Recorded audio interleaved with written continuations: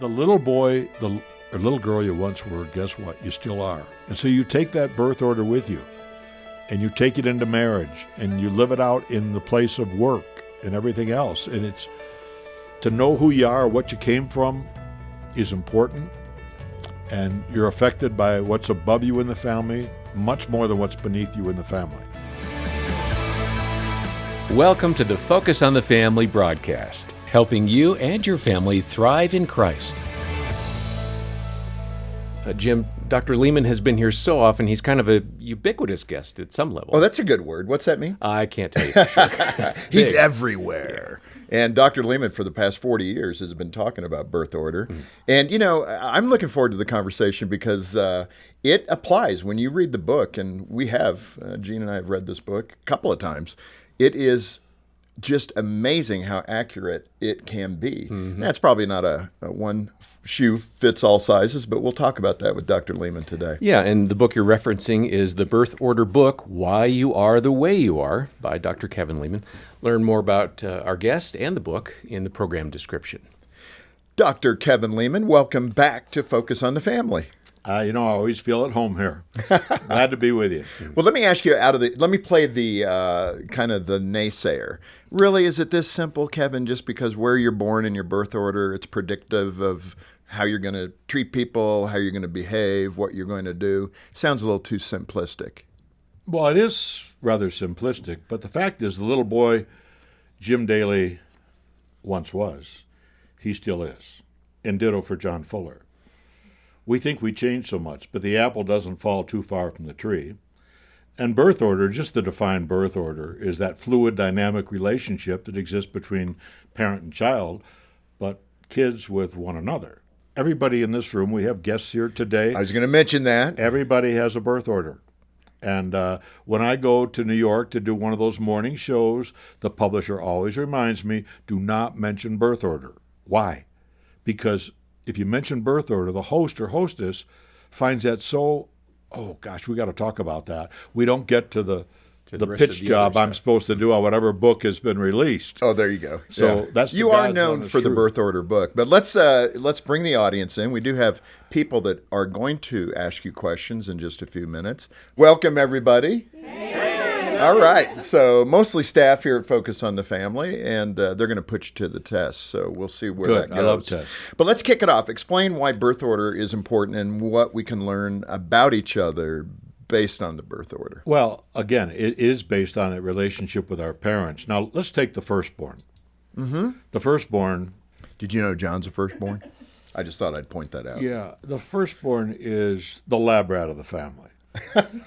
If you think your parents knew what they were doing when they brought you into this world, I'm here to tell you they didn't. Okay? And they overreacted about everything you ever did. And they fussed about what you ate, and as you became a toddler, if you picked up some dirt in a park and put in your mouth, your mom freaked out. Oh, honey, call 911, take him to ER, he's going to die. 4 years later, same park. Little brother picks up an old cigarette butt complete with filter, puts it in his mouth, chews it, and Dad says, honey, don't worry about it. It's good roughage. So as other kids come into the birth order, what happens is we loosen up. And I confess, when our daughter Chrissy was born, our second-born daughter, 18 months behind Holly, my very first thought was she didn't look like Holly. That was my first thought. I thought, why should she look like Holly? She's not Holly. Right. And so for all of us who've been parents, we see these little personalities pop out, and you wonder, where did this kid come from? Yeah. It's just so different from the others. What I want to do is apply this to marriage. And Yeah. so in order to give the audience kind of an understanding, just hit firstborn, middle, and lastborn. Well, let's take Mrs. Uppington, my pet name for my lovely wife that I've been married to for 56 years in a row. She is a firstborn. I can do something very simply like turn left, and she has a commentary on that about how I could just go 3 blocks further, hit the interstate, and I could save 58 seconds. Thank you for that helpful information. I'm kind of with her. And so firstborn children are reliable, conscientious, they're list makers, if not the list makers who are they're making a physical list, it's in their head. Mm-hmm. They know exactly how life ought to be. They don't like surprises. They're planners and organizers. Her best or his best bet, believe it or not, is not another firstborn. In fact, so many times people complain to me behind closed doors, oh, my husband, he's so different than I am, or my wife's so different. Of course, if you're both the same, there wouldn't be need for one of you in this marriage. And those tend to be the more difficult marriages when you are married to someone just like you in the birth order. Right. Yeah. So sameness breeds competition. And I remind everybody, marriage is not a competitive sport. Mm-hmm. And lots of times if you listen to couples, they're competitive over simple things. Oh, we saw a movie Thursday night. No, it wasn't Thursday, it was Wednesday. So they become the great shoulders. So firstborns tend to should on other people, which essentially says you didn't measure up. And I've spent a lifetime. I have schools, charter schools, Lehman Academy of Excellence, and they're based upon my books. And we're big on vitamin E, which is encouragement, not praise, encouragement. And it's all about accountability. But anyway, the point is that when you go out of your birth order, you increase the probability of success. Middle children. By the way, do we have any middle children here in the audience? Uh-oh. They all congregated at one table. Yeah. Now, let me be clear about this. We don't care. Oh, that's cruel. But middle children, really, I kid you, they're the peanut butter and jelly of the sandwich. They never had mom and dad of themselves. They endured hand-me-downs. If they're the same sex, following that sister, you got her clothes, you had little schnooky beneath you who got away with, we could say it together, murder. So the middle child is a relational person, tends to keep things sort of close to their chest.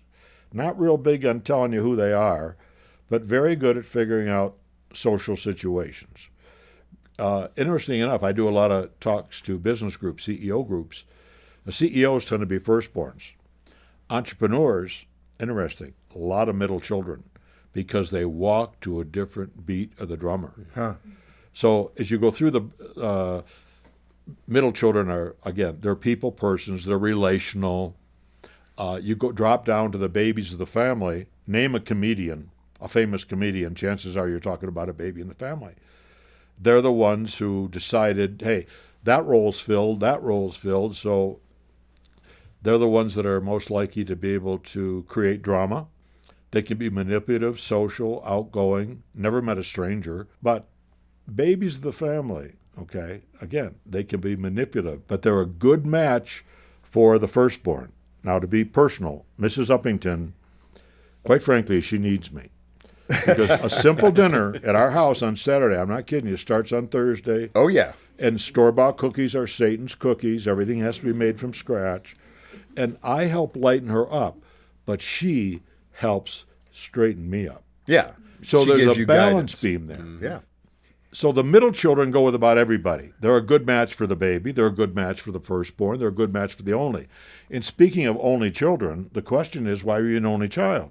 Right. I mean, did mom and dad say, well, that's enough of those? No, but reality is that kid at 7 or 8 is a little adult who is very much part of that triangle. And that triangle, by the way, inverts.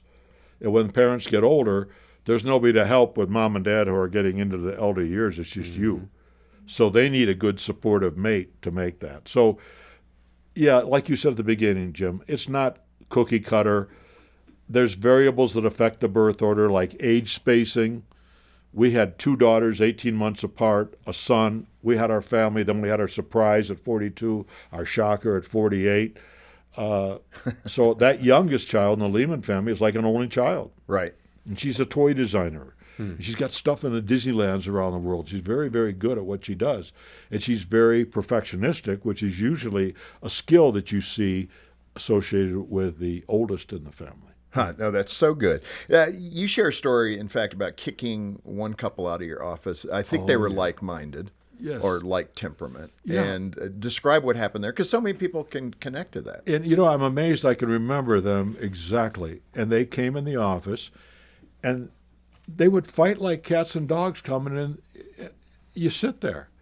They're paying me the long green, to be their helper here.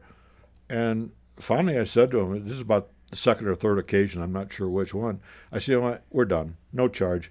you guys are done. You guys go figure out if you really want some help. And when you really feel like you want some help, you come on back. We'll see what we can do. I just left it like that. And they did come back. That was a successful marital change. But you have to get behind your wife's eyes, gentlemen. You have to get behind your husband's eyes and see how they see life. Yeah. And you need to know how to talk to your mate. I've spent a lifetime trying to teach women who tell me their husband won't talk that you have to understand, ladies, your husband hates your questions. He hates them. He doesn't dislike them. He hates them.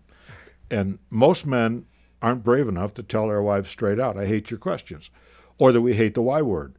If you want your husband to talk, you simply say, honey, I'd love your opinion about this. I'd love your opinion about that. And he'll talk your ear off.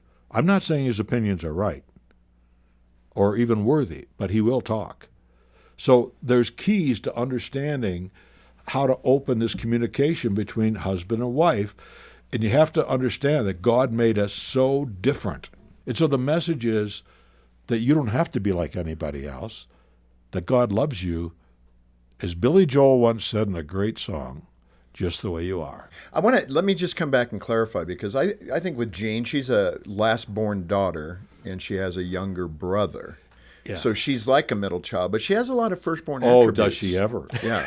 She So, I mean, does. that one seems a You little... live with a woman. Yes, and I I've do. been in this studio with her, and I am married to her. and she's delightful. She okay, is. and sometimes, by the way, when you hear the host wants to bring their wife in or their daughter, their son in, you go, "Oh gosh, what's this going to be like?" She is so good, and she represents the feminine side of life beautifully, and she's very good with this guy, who I think could break China Rascal? in a shop real easily, and she's got that wonderful. But she is a firstborn personality, She is, but she's a Oh, yeah.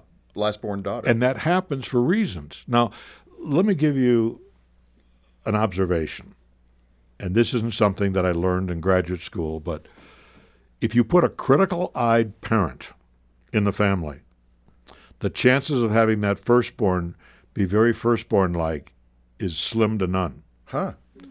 because they're going to be discouraged and they figure they can't measure up. So they tend to be good at defeating themselves. Now, if there's a child within 2 years, chances are that second child is going to leapfrog over that firstborn and assume firstborn qualities, drive, perspective, success, at whose expense? At the firstborn's expense. So that little rudder, okay, in your mouth, folks, be careful, because you being critical to your children, finding that flaw. And see, here's the kicker. All you engineers who are listening, all you architects who use perfection in your work, do you realize it's the same skill that makes you success in life, in your job, that works against you in the relationships with those you love? That's got to be an eye-opener for most people. Absolutely. We're enjoying a conversation with Dr. Kevin Leman today on Focus on the Family with Jim Daly. And we're going to suggest you get a copy of his book, The Birth Order Book, Why You Are the Way You Are, from us here at the ministry. Our number is 800, the letter A and the word family, or stop by the program description for all the details.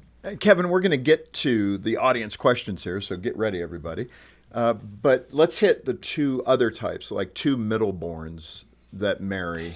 Again, we're going to the most conflict in marriage, Right. based on birth order. So what do they look like? Well, middle children avoid conflict with a passion. They want the oceans of life smooth. Well, I got news for you. If you're married, you're going to have a few waves come along. So what okay? do? They hide? They tend to hide their feelings. And so these are the couples that have to say, you know what? We know each other pretty good. We know our tendencies. Let's make sure that we have date night once a week, whatever, where we just sit and talk about what's on our mind. One of the things I always suggest to couples is pray together audibly.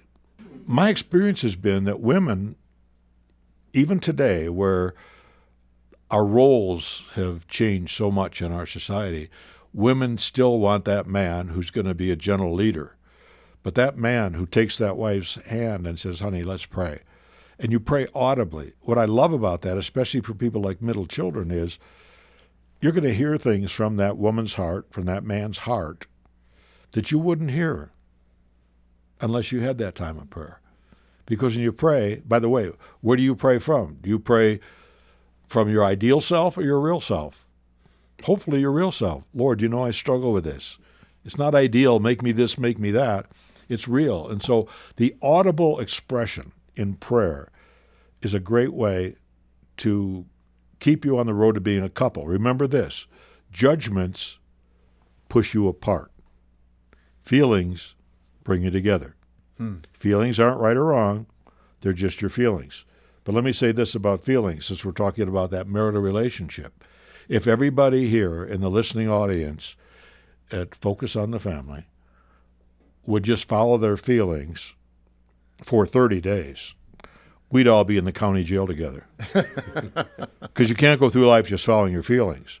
So you have to be cerebral. You have to think things through to make that marriage everything it should be. But it gets down to relationships. Everything's about relationships. You want to do those as well as you can. Yeah, and before we get to the questions, let's hit the last-born couple. Oh, those both last-borns. That's got to be a lot of fun. It is, but the lights go out on a Saturday night suddenly, and there's no thunderstorm in sight. Baby wife says to baby husband, "Did you pay the electric bill? I thought you were going to pay it." I mean, I paid it twice. It's sort of an over-dramatization, but, us babies, well, I forgot 2 basic things I needed for this trip. It's so much like me. And my wife has that list. She never forgets anything. All wrapped in plastic. Yeah, she does. My sister puts newspaper under the cuckoo clock in her living room. I'll never understand that. An ounce of prevention, I guess. I'm just different, But the little boy, or little girl you once were, guess what? You still are. And so you take that birth order with you, and you take it into marriage, and you live it out in the place of work and everything else. And it's to know who you are, what you came from, is important. And you're affected by what's above you in the family much more than what's beneath you in the family. If there's a 5-year gap between you and the same-sex child, you draw a line, start another family. There's a physically disabled, mentally disabled kid in there, that throws things. If there's losing a baby, we lost 2 before our firstborn daughter. And I'm here to tell you that firstborn was special from day one. But she was, I call her Judge Judy once in a while. She's got a few opinions in her life. English teacher by trade, but we cut our teeth on that firstborn. And as you go through the birth order, like I say, we tend to lighten up, thank goodness.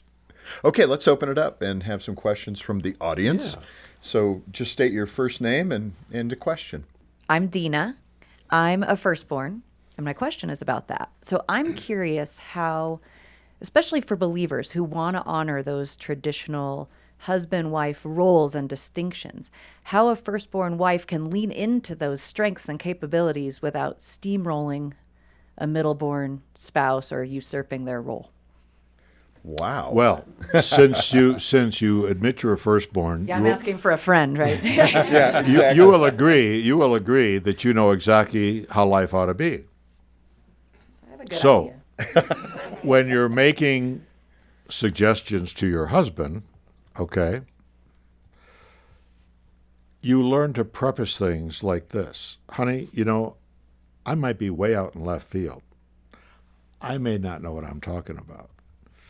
I could be wrong on this, but, and then you slip them that commercial announcement, okay? And the tendency is to be too prescriptive and too demanding without even realizing you're demanding. So even, honey, when you get time, I've noticed that backyard is really getting pretty ugly, and I'd be glad to help you, or maybe you get the kids to help, but, we got a reminder the Johnsons are coming over on Saturday. Now, that is so much better than what sometimes Mrs. Uppington does to me. And she'll say, leave me. It's Saturday. They're coming. We need new carpet in the house, new furniture, redecorate everything. So how should you react when it's, I have a list? Well, but she does have a list. I know, but to Let's actually go- physically give it to the middle-born, last-born husband. Well, Here's my list for, that for needs to the be for done the by baby. Friday. If you're married to a baby, I wouldn't be offended to have that list up there Yeah. myself. That I would appreciate that because I don't think about those things. I think about the moment. I'm not the planner organizer, and I need her. And I think when you realize how much you need each other, you realize we're a couple here. But firstborns who know exactly how life ought to be, I'm just saying, hey, give the world a chance to catch up to you. We're not there yet. I know you have all the answers in your back pocket. And by the way, when you speak well of your husband as a firstborn, okay, you know when a job is done right. And when a job is done right or he did something really wonderful, and you share that, especially in front of other people, you've thrown your seal-like husband a 3-pound fish. And he'll just, keep him coming. I mean, men get bashed today in our society. So when a woman just says something about that husband's thoughtfulness, his kindness, I wrote a book called Be the Dad She Needs You to Be. And it's got a catchy title, but my question is, who's the she? Is it the daughter? Obviously, because it's a daddy-daughter book. But the she is also mom. So when your husband is a great dad, you're purring inside and saying, I am so glad I married that man. Kevin, you've mentioned this about your wife being a firstborn, you being the lastborn. Yeah. Just elaborate a bit on the benefits that you've gained in your relationship with your wife. Putting the shoe on the other foot, in other words. Well, she's a gift. All of our kids are gift givers. We have 5 kids. All of them are really good about putting other people first. She has taught me to be acutely aware of that. I've learned as a person, as a man, when someone has done something nice, I believe in the power of the written note. And I've learned to be genuinely happy for other people's success, which I think is a gift. Because the tendency, we're hedonistic people. We think of our own tail first, to put it bluntly.